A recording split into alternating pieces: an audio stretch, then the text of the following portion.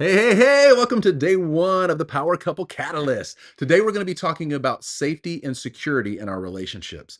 Now, you may be wondering, why do we talk about safety or security at all? Well, both partners thrive when they feel like that they can be their true selves and they're heard in the relationship. So that's why we want to focus on that today.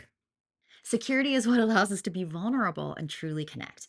If you think about it, when we don't feel secure, we put up walls or defenses, even if we don't mean to. Mhm. But when we feel safe, we can let those walls down and show our authentic selves to each other.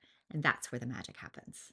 So today we'll be focusing on three core components of security: accessibility, responsiveness, and emotional engagement. Now, this is what Sue Johnson, who founded Emotionally Focused Therapy, which is considered the gold standard of couples therapy, calls A.R.E.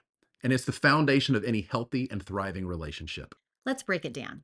Accessibility means, are you there for each other when it really matters? It's not just about being physically present, but emotionally available. Hmm.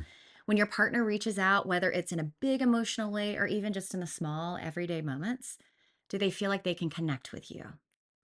All right, so that right there is a big one because sometimes we think that we're accessible, but really we're distracted and we're busy and we're not really paying attention. So then the other person starts to feel that in their nervous system. So they feel like that you're distant, even if you're physically close.